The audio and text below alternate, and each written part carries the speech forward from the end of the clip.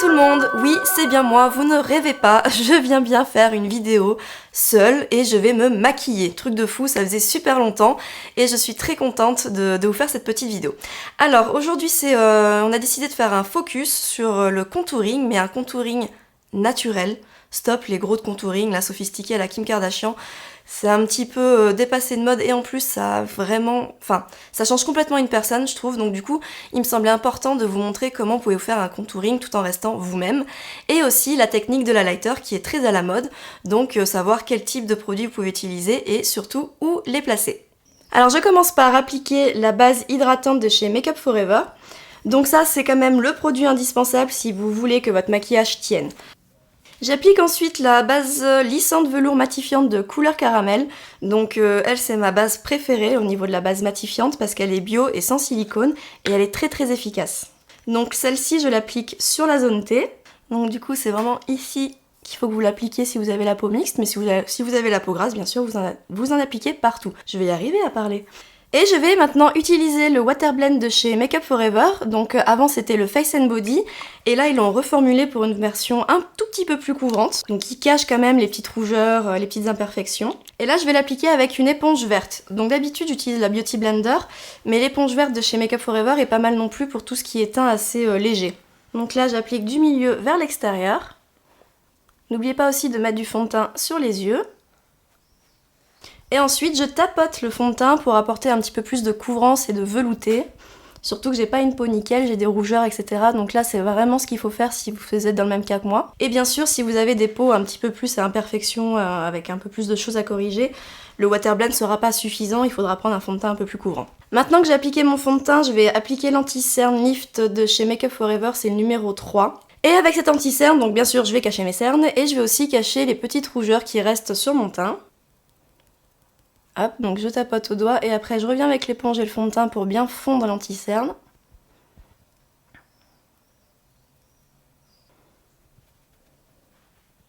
Je vais enfin passer au fameux contouring. Donc comme je vous l'ai dit, c'est un contouring qui est assez naturel. Donc là j'utilise la palette, le Pro Sculpting Palette de chez Make Up For Ever. Donc ce qui est intéressant avec cette palette, c'est que c'est des matières qui sont grasses et quand vous travaillez ça, donc des matières grasses, il faut travailler sur un fond de teint qui n'est pas poudré. Et c'est ce qui donne justement un rendu plus naturel et ce qui évitera de faire des taches si vous utilisez par exemple des produits poudreux. Donc là, c'est la numéro 30, la palette. Je prends ma Beauty Blender, je prends directement le marron et je vais venir sculpter mon visage. Quand vous sculptez votre visage, vous avez le choix. Vous n'êtes pas obligé de tout faire. Souvent, on vous dit donc il faut faire le front, le creux de la joue, les maxillaires, le nez, etc. Mais si vous n'avez pas envie de faire le front parce que vous n'êtes pas à l'aise avec ça ou que vous n'avez pas envie, vous n'êtes pas obligé. Le principal, c'est surtout le creux de la joue à travailler et à la rigueur un peu les maxillaires et encore. Donc j'applique mon marron au niveau du creux de la joue. Donc là pour l'instant ça fait très fort, je suis d'accord avec vous, mais vous inquiétez pas parce qu'après bien sûr je vais venir l'estomper et le dégrader. Ou sinon je passe comme ça. C'est magnifique. Je sais. C'est tout à fait ma couleur, on va te dire. Un mode un peu cagole, quoi. Donc maintenant, je prends mon éponge verte et je vais dégrader avec mon éponge pour justement venir flouter, etc. Donc là, quand vous floutez votre marron, entraînez-le légèrement vers le haut, mais pas trop parce qu'il faut quand même garder cette zone de lumière juste au-dessus de la pommette. Ensuite, bien sûr, je vais fondre cette fameuse barasse là, cette barre énorme, parce qu'on va pas laisser comme ça. Donc là, quand vous fondez votre creux à ce niveau-là, n'allez pas vers le bas, ça sert à rien, parce que là, le but c'est de creuser et de modifier le volume vers le haut, et non pas vers le bas. Si vous allez vers le bas, ça va faire un peu effet tête de mort.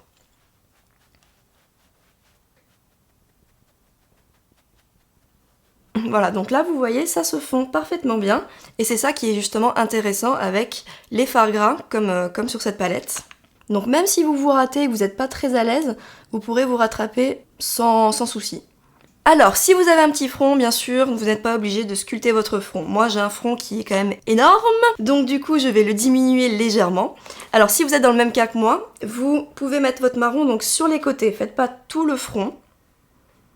Donc le marron, vous le mettez vraiment ici, sur les côtés. Et appliquez-le aussi d'une manière moins intense que le creux des joues. Vous n'êtes pas obligé de faire tout de la même intensité. Et là, je descends mon marron vers le bas. Je reprends mon éponge fond de teint. Et je finis de dégrader mon marron. Donc là, vous voyez, mon front se diminue Bon, bien sûr, le top, c'est quand même d'avoir une frange, hein. Moi j'en ai une, c'est pour ça. Voilà, et ensuite les maxillaires, je vais pas les faire tout simplement parce que j'ai un petit visage. Donc voilà, si vous avez un petit visage, évitez de vous contourer les maxillaires, mais si vous avez un visage plus large, n'hésitez pas, ça peut faire aussi un joli rendu. Et maintenant, je vais venir appliquer des touches de clair. Donc là, dans cette palette, il y a le marron pour foncer, le clair pour illuminer et aider à faire ressortir les volumes. Donc là c'est comme vous voulez, vous pouvez prendre soit au pinceau, soit à l'éponge, soit au doigt. Il peut aussi servir d'anti-cerne, cette couleur là. Et je vais mettre le clair juste au-dessus du marron. Et comme tout à l'heure, je prends mon éponge fond de teint et je fonds le clair sur la zone de lumière. Voilà, donc vous voyez tout de suite la différence sans. Ensuite, le clair, vous pouvez l'appliquer donc sur toutes les zones de lumière du visage, c'est-à-dire juste au-dessus du sourcil. Vous pouvez en appliquer un petit peu sur l'arête du nez, comme ceci. Donc si vous avez un nez long, un grand nez quoi, évitez de le mettre jusqu'au bout le clair. Vous arrêtez à peu près ici, sinon ça risque d'allonger votre nez. Et si vous êtes motivé, vous pouvez aussi mettre juste au-dessus de l'arc du cupidon, ici, et dans le creux du menton. Donc pareil, si vous avez un grand menton, évitez de faire tout le menton avec le clair, parce que plus vous mettrez de clair, plus ça va agrandir. Et maintenant donc, comme tout à l'heure, je prends mon éponge, je tapote. Et si vraiment vous voulez pousser le contouring jusqu'au bout, mais tout en restant naturel, vous pouvez prendre le clair et le descendre un petit peu en triangle ici, cette zone de lumière. Maintenant que le contouring est terminé, que j'ai travaillé les zones de lumière, je vais bien sûr poudrer, parce que si vous ne poudrez pas, ça ne va pas tenir, ça va glisser. Donc il est essentiel de poudrer. Donc pour ça, vous avez plusieurs options. Vous pouvez utiliser soit une poudre compacte, soit une poudre libre. Je préfère les poudres libres parce que je trouve que ça tient beaucoup mieux que les poudres compactes. Les poudres compactes, c'est bien pour tout ce qui est retouche tout au long de la journée. Et donc là, si vous voulez un teint plutôt léger et naturel, vous pouvez poudrer au pinceau. Si vous voulez vraiment que ça tienne, l'idéal c'est quand même de poudrer soit avec une houppette, soit avec une éponge, comme vous voulez. Donc là, je vais prendre l'éponge verte de chez Make Up For Ever parce qu'elle fait aussi les deux. Elle applique le fond de teint et elle applique la poudre. Je prends une poudre libre super mat de chez Make Up For Ever, c'est la numéro 14. Elle est légèrement dorée. Et j'applique la poudre pour fixer. Et là, vous voyez tout de suite, le contouring, il s'allège, il s'estompe beaucoup plus. Voilà, vous voyez la différence entre les deux, poudré, pas poudré. Donc quand vous faites un travail avec les fards gras, vous inquiétez pas si c'est un petit peu fort au départ. Et après, n'oubliez pas bien sûr d'enlever l'excédent de poudre avec un gros pinceau. Ensuite, pour terminer mon teint, donc sur cette palette de contouring, vous avez aussi une version, donc une version colorée, ça c'est pour le blush. Ça pareil, vous pouvez le faire soit avant de poudrer, moi j'aime bien le faire après, même si c'est poudré, il n'y a pas de souci pour se refaire le blush par-dessus, ça fait un effet aussi plus naturel, parce que si vous faites le blush avant la poudre, du coup quand vous poudrez, bah il se voit plus, donc ça sert à rien je trouve. Et ensuite, l'highlighter. Je vais d'abord appliquer le blush coloré crème au doigt, et là je vais sourire et appliquer la couleur sur le bombé de ma joue pour faire un effet bonne mine. Je monte légèrement dans le dégradé du contouring là avec le marron. Voilà, donc là je regarde la différence entre les deux, je vais encore en mettre un petit peu plus parce que j'aime bien avoir du blush.